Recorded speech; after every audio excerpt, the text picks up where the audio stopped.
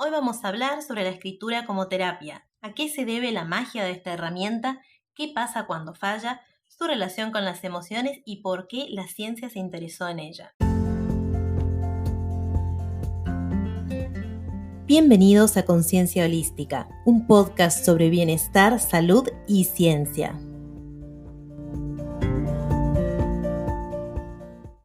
Bienvenidos a Conciencia Holística. ¿Cómo estás, Lore, el día de hoy?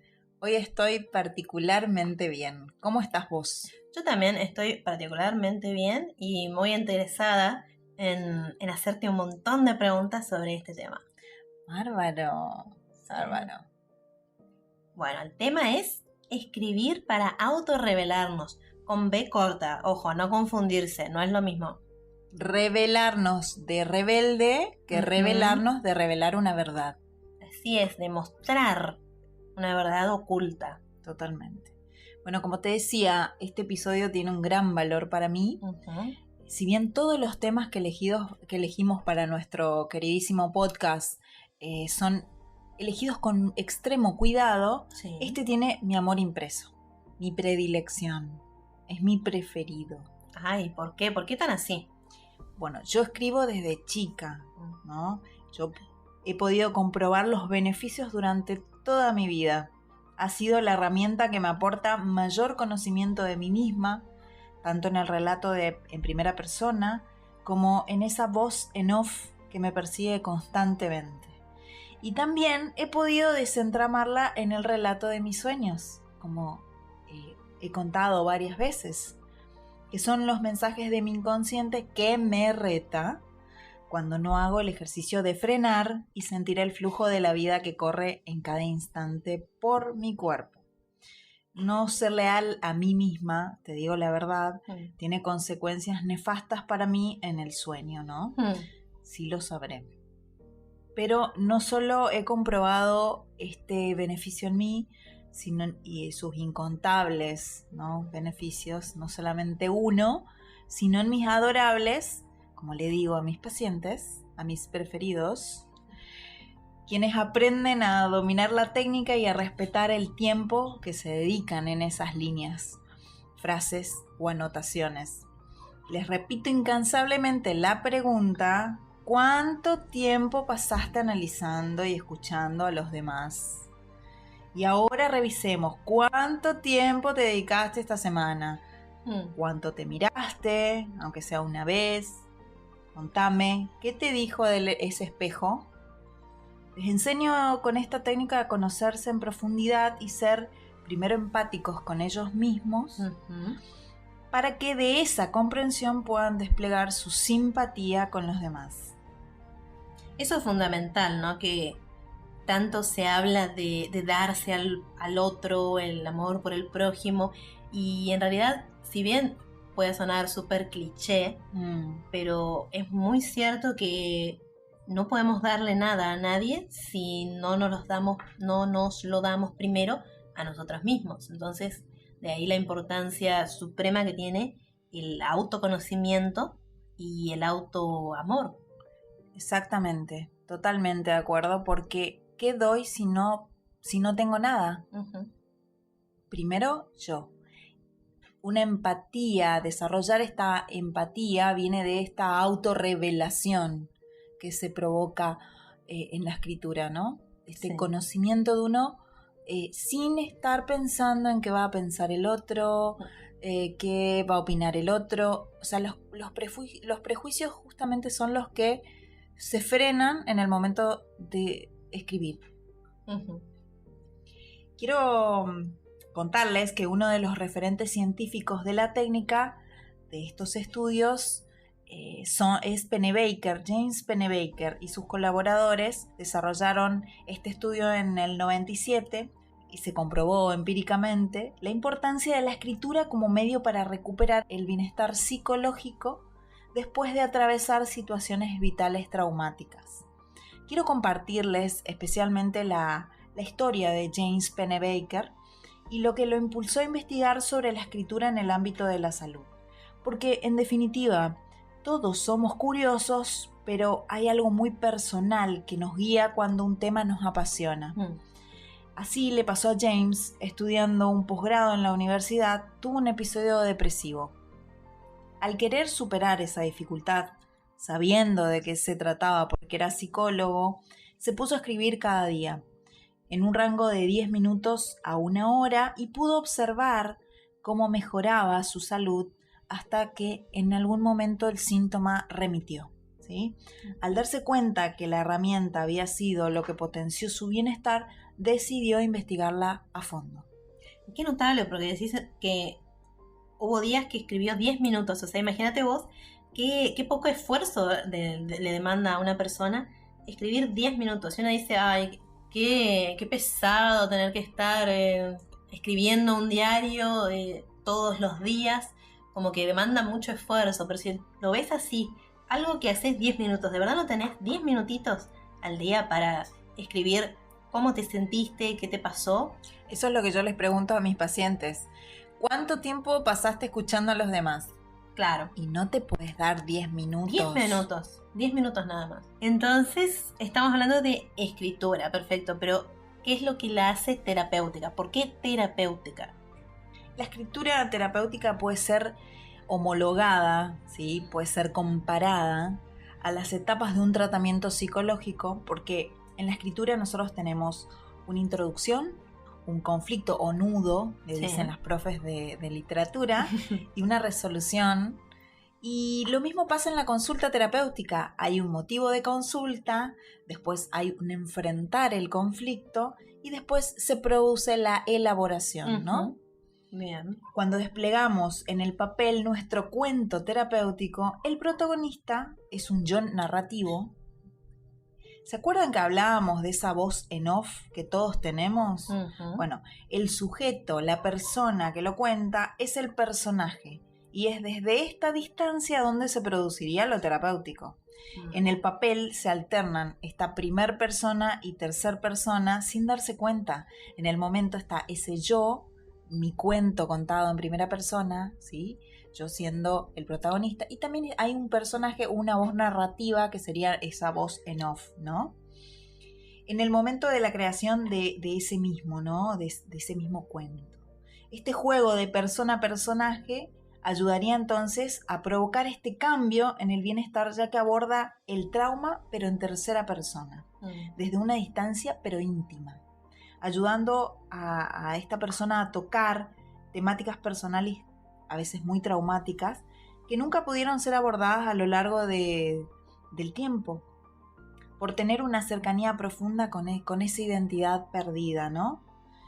Cuando hablo de situaciones traumáticas, hablo de que pueden provocar un trauma, se pueden destacar, entre otras, como factor fundamental la pérdida, ¿sí? A veces la muerte de un ser querido, a veces un divorcio, a veces una renuncia o una despedida laboral, a veces una enfermedad crónica, por ejemplo el asma, diabetes, artritis reumatoidea. Un proyecto agregaría yo, cuando uno pierde la posibilidad de engendrar o de realizar un proyecto, es decir, la pérdida de una persona, un trabajo o la salud, implica un cambio de identidad en relación al vínculo. Recuerden que cuando nos presentamos, cuando hablamos de nosotros mismos, lo hacemos en relación a los vínculos. A ver, por ejemplo, soy fulana, ¿no? Me presento como hija, me presento como madre, me presento como pareja de lo que encierra el apellido o el rol, ¿sí? Sí. También me presento y digo a qué me dedico, ¿no? O sea, la profesión, el oficio o el trabajo. También me presento con el síntoma que nos representa, ¿sí? Eso vemos mucho en las abuelitas, ¿viste? En las personas mayores dicen, ay, yo tengo esto, y te pasan 1 hora mínimo hablando del síntoma que les aqueja, ¿no? Sí. Fíjate vos qué tremendo cómo se anuda la identidad, ¿no? Qué diferente sería todo si cuando nos presentáramos hablando de nuestras pasiones. Sería otro mundo. Totalmente. Totalmente. Bien, entonces, a veces un emprendimiento, como dije al principio, ¿no? Esto de un proyecto que genera identidad en la acción, Es decir, yo soy mi creación. Y cuando eso se diluye, cuando ese proyecto se pierde, también lo hace una parte de nuestro ser. Y nos embarca en un trauma. Y posteriormente también tenemos que hacer un duelo, donde es imperativo verse desde el otro espejo, ¿no? Desde otra perspectiva. Nos obliga a recapitular en nuestro propósito en la vida. Fíjate vos qué importante. Sumamente importante. Yo creo que podemos coincidir en que la escritura es algo mágico, ¿no? ¿No te parece? A mí me parece. Para mí la escritura es magia. ¿Y a qué se debe esa magia? Bueno, para mí es una herramienta óptima en el aprendizaje del mundo y del afrontamiento de este mundo, ¿no? Nos servimos de ella para la educación emocional, a través de la cual podemos rearmar la información recibida de manera activa, integrándola. Ayuda a adquirir y a recordar información. El escribir permite que esa información nueva resulte más viva y por lo tanto más fácil de evocar para la memoria. Es una alternativa para sobrellevar un problema, ya que como escribir es más lento que el pensar, ello obliga a cada uno de nosotros a que cada idea sea pensada y más detallada, produciéndose una mayor conexión con uno mismo, ¿no? Como decía Pennebaker. La escritura tiene entre nosotros más o menos 6.500 años y hace aproximadamente unos 3.000 que viene desarrollándose con un valor instrumental, por así decirlo, que va desde el más cotidiano hasta el más rudimentario, desde el más elevado hasta el más complejo, ¿no? Como dice Amelia Cerrillo. Pero para comenzar es necesario señalar que lo terapéutico o reparador en la escritura alude a un hábito, ¿sí? Una forma de detenerse, una forma de cobijarse, una forma de recobrar el aliento a veces y de volver a ponerse de pie, ¿sí? Reconstruyendo el tejido de la experiencia, pero de una manera mucho más significativa, más simbólica. Así surgen diferentes talleres, ¿no? Nosotros tenemos noticia del taller del Frente de Artista del Borda, del taller de escritura del Hospital Alvear, donde se colabora con la superación del terror de la dictadura del 76. Bueno, en el Borda sabemos que, bueno, para escuchar la voz y la dignidad de un sufriente mental, en ese caso, pero según la OMS, fíjate vos cómo lo recomienda, para propiciar el bienestar psicológico de cualquier persona, ¿no? De la percepción de la propia eficacia, la autonomía que provoca la escritura, la competencia, la dependencia intergeneracional y la autorrealización de capacidades intelectuales y emocionales, ¿no? Como siempre digo, la emoción tiene que estar involucrada en la escritura, como yo lo llamo sentida, ¿no? Si no, ya es receta para el fracaso. Entonces podemos decir que hay como dos tipos de escritura, ¿no? Uh-huh. Una escritura reflexiva, más bien pensada, y otra que es sentida, ¿no? Que viene parte directo de las emociones. Totalmente. ¿Y qué encierra este dilema entre estas dos escrituras? Bueno, esta es una de las trampas en las que podemos caer, y justamente hablábamos de cómo podía fallar esta herramienta, este método, ¿no? La trampa en la que siempre caemos cuando intentamos escribir se bifurca en dos alternativas fundamentales, y es el único momento donde la escritura falla olímpicamente, ¿no? Primero, cuando no es sentida, no hay emociones involucradas en esta escritura. O sea, se escribe como si alguien más lo pudiera leer, pero no cualquiera, sino alguien con prejuicios puntuales, ¿no? Ante esta escritura. Entonces debemos revisar si lo intelectualizamos, si lo pensamos demasiado, ¿no? Si ponemos la mente ahí. Antes que pensada, esta escritura tiene que ser sentida, o si no, falla. Otro factor que hace fracasar esta herramienta es la rumiación constante y sin variación de un suceso traumático, ¿no? Podemos testear para sacarnos la duda, ¿cuántos de nuestros relatos se parecen, ¿no? Si en cuestión de meses no varían y sigo contando la misma historia, la misma versión del cuento, ¿no? Allí hay repetición. Es decir, algo que involucra al ego, y ustedes saben que el ego jamás dejará que suelten el drama. Yo ante todo una víctima, y quizás eso sucedió, yo fui una víctima, pero para crecer hay que hacer un par de cambios. Uno de ellos es soltar el dolor y el otro es cambiar la versión y la visión de ese cuento que nos contamos, ¿no? Vos me preguntarás cómo. Exacto, ¿cómo? Porque es una cosa difícil, ¿no? Uno siempre tiende, como decís, a contar el cuento de la misma forma en la que, pobrecito, ¿por qué me pasa esto a mí? ¿Por qué me hicieron esto? Y es difícil salir de ese lugar. Sí, vos sabés que lo que es fácil es justamente hacer este ejercicio de enfocarnos, enfocar nuestra observación en otros detalles que no tomamos en cuenta. Ajá. ¿No? Y por último, el final. El final debe ser siempre diferente. El final tiene que ser distinto. Ese que se conecta directamente con el sistema inmunológico. ¿Vos sabés que el final de nuestro cuento es el que se conecta, el que habla directamente con nuestro sistema defensivo? Fíjate vos qué importante es lo que le estoy... Es una bomba la que te acabas de tirar. Recuerden que el inconsciente es simbólico, ¿no? Sí. Y no tiene en cuenta si esto es real o me lo imaginé. Por eso un recuerdo puede variar de año a año, solo que ahora lo vamos a hacer de manera intencional, ¿no? Le vamos a poner un final diferente. ¡Wow! Y ese es el que se va a comunicar, va a hacer una llamadita por teléfono a nuestros linfocitos T y les va a comunicar cómo deben proceder. Fíjate vos que vos me decís bienestar psicológico, ¿no?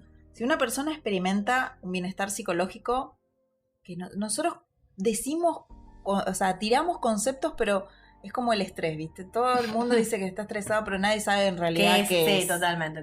Bueno, lo mismo es el bienestar psicológico. Vos decís bienestar psicológico y sí, pero... ¿Estás bien de verdad? Bueno, si una persona experimenta satisfacción con su vida, si frecuentemente su estado anímico es bueno y solo experimenta ocasionalmente emociones poco placenteras, como la tristeza o la rabia, ¿sí? Y no con el mito de que se relaciona al bienestar económico o al bienestar, o sea, o a la inteligencia o a la apariencia física. O sea, solamente de esta manera nosotros estamos hablando de bienestar psicológico. Si no te pasa esto, por más que tengas una Ferrari, totalmente, no tenés bienestar psicológico. ¿Sí? Se tienen que cumplir estos factores, ¿no? Qué importante hacer ese autoanálisis, preguntarse a uno mismo, frenar, ver cómo estoy, qué me pasa, qué tan triste estoy, con qué frecuencia, para saber dónde estamos parados y de ahí ver qué acciones tomamos. Y si estoy bien. Claro. Bien. Una de las características más importantes de la escritura es la manera en que facilita la expresión de las emociones, ¿sí? Justamente por eso los invito. Para realmente decir que tengo bienestar psicológico, primero tengo que empezar a escribir, ¿sí? Claro. Esa característica importante que tiene la escritura terapéutica es su poder catártico. Esa es otra palabra que usamos mucho. La catarsis. ¿Qué es la catarsis? Es el poder, es el poder casi vomitivo, ¿sí? De poder decir realmente lo que nos afecta. Claro. ¿Sí? Porque decimos todos. Hablar, hablamos todos. Pero lo catártico viene con un componente emocional muy fuerte. ¿Sí? Uno nota el alivio cuando lo expresa. Totalmente. Bien. Eso es una de las diferencias entre las personas que hacen terapia y personas que nunca han hecho terapia, ¿sí? Pueden realmente hablar del poder catártico, ¿sí? De la expresión y de poder elaborar un trauma, porque realmente uno lo siente, no lo dice, lo siente. Bien. Cuando se escribe, se libera lo que uno lleva adentro, ¿sí? Existe un desbloqueo emocional intenso.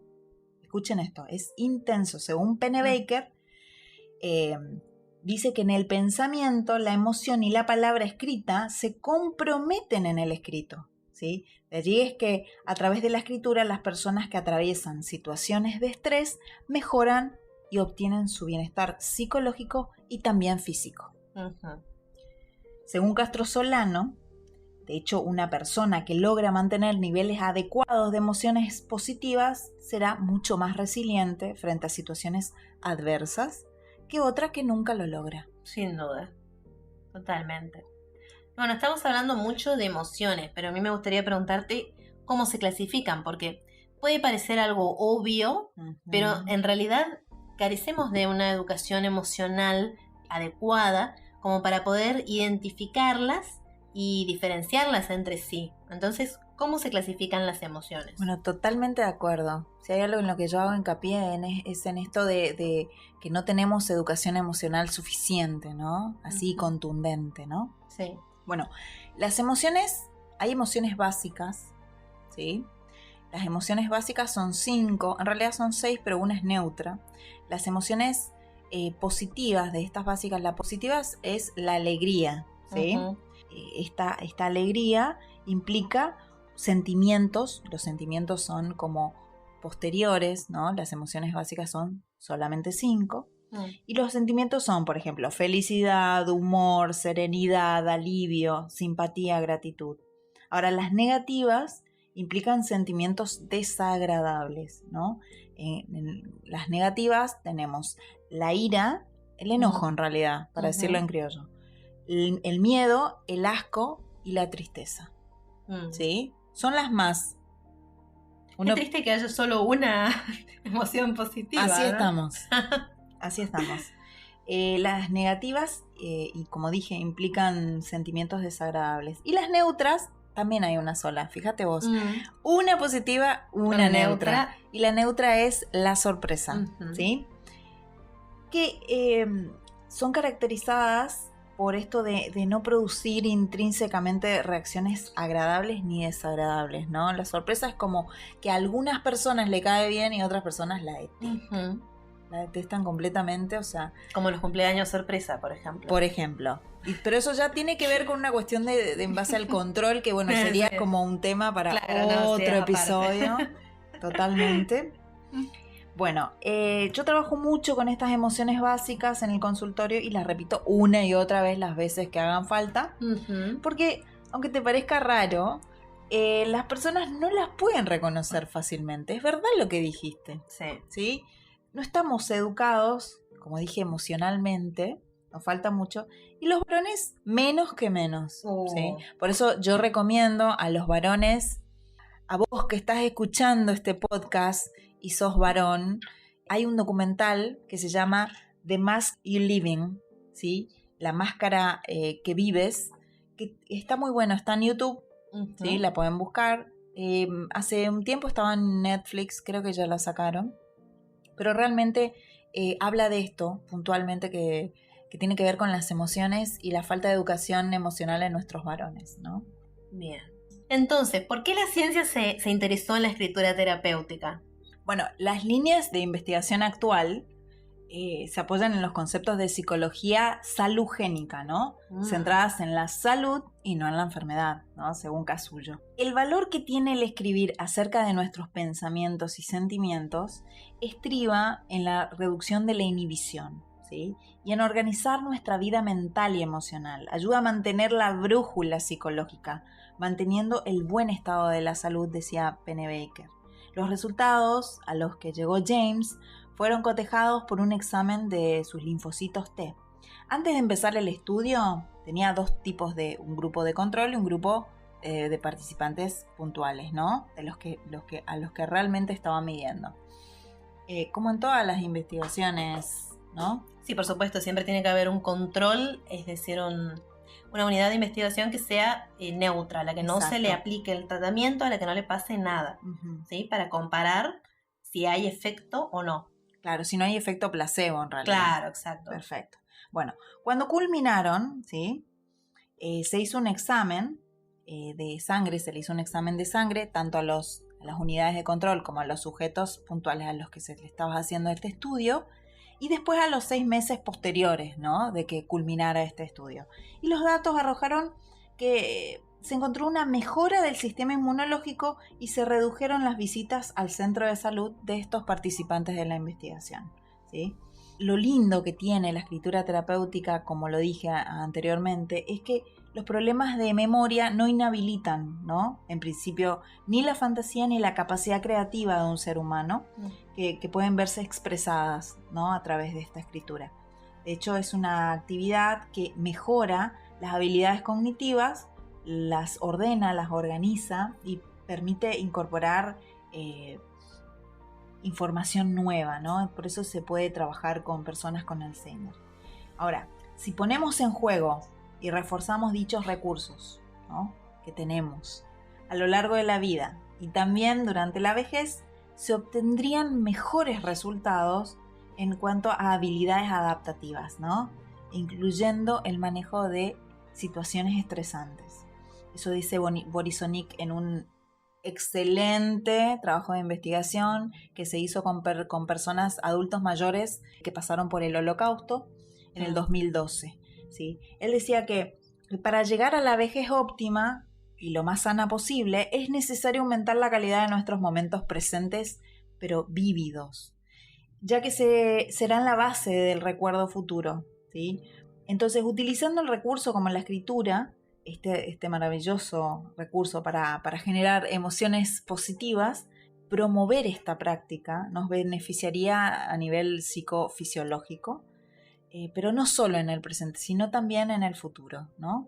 Escribir es importantísimo en muchos aspectos, ¿sí? Porque nuestro cerebro está hecho más que nada para procesar y resolver situaciones, no tiene herramientas como para contener y retener una cantidad de información importante indefinidamente, ¿sí? Y nosotros usualmente hacemos lo contrario, retenemos toda la información, todos los problemas, todas las tareas, ¿sí? Todo está dando vueltas alrededor nuestro y es lo que genera el monólogo interno, ¿cómo era? La rumiación. La rumiación. Rumiación, ¿no? Divague, ¿sí? Entonces, eso es lo que provoca un agotamiento mental que atenta contra nuestro bienestar, nos impide rendir a niveles óptimos en el día a día y es lo que hace que lleguemos al final del día fundidos, que uno dice, ¿por qué estoy tan...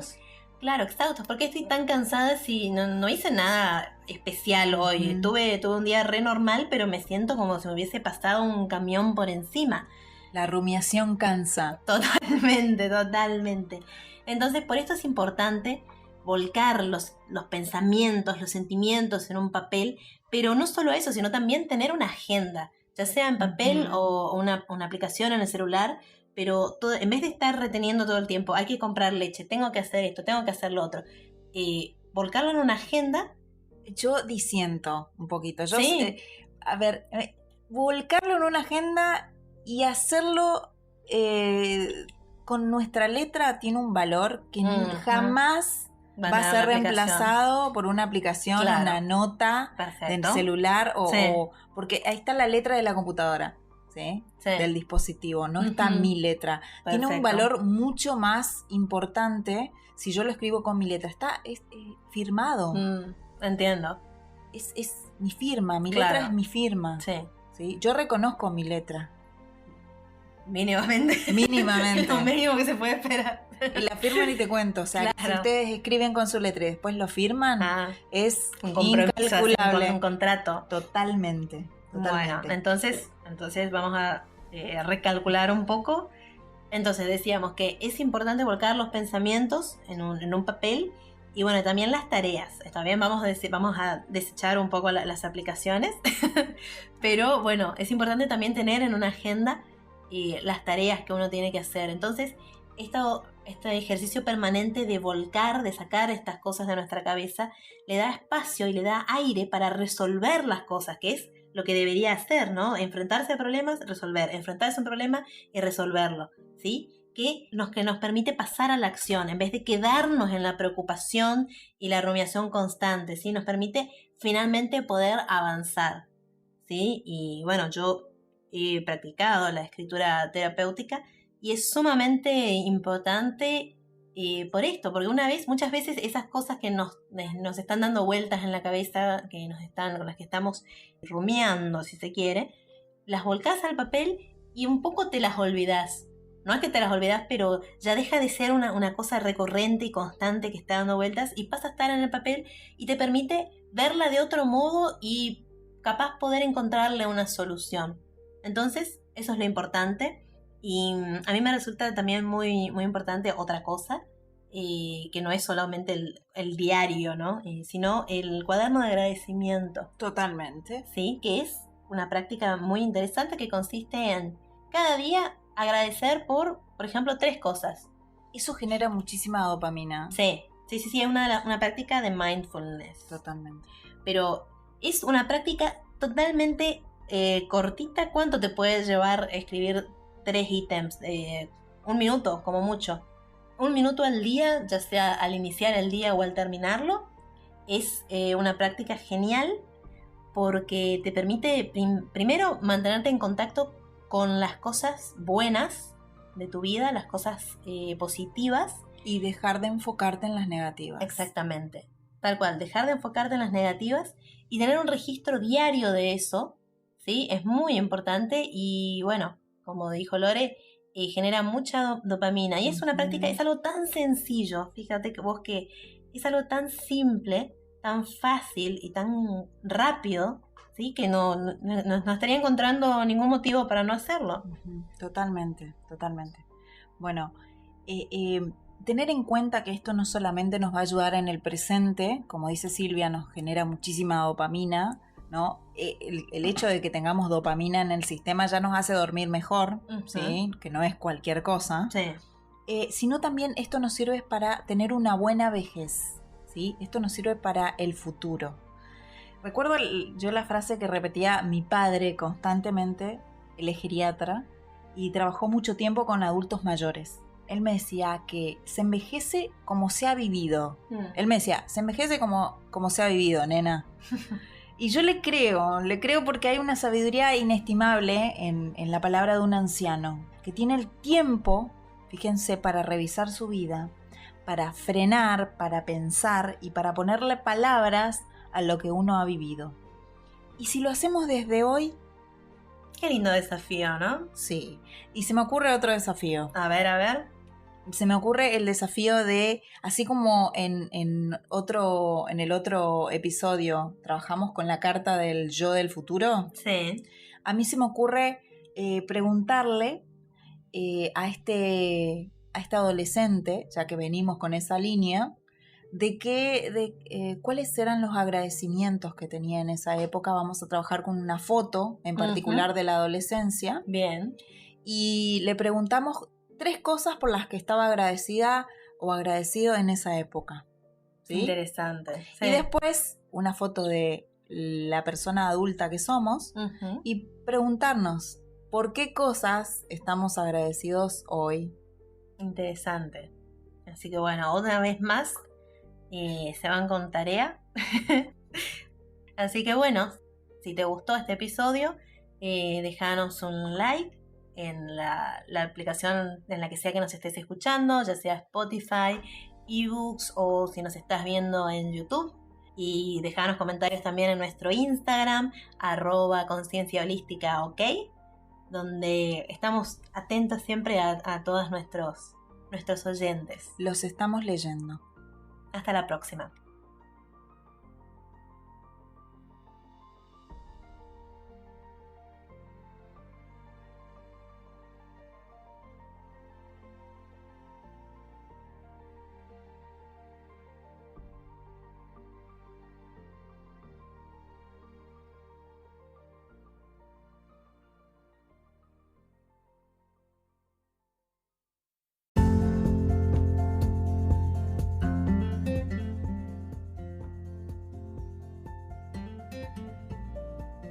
Esto fue Conciencia Holística.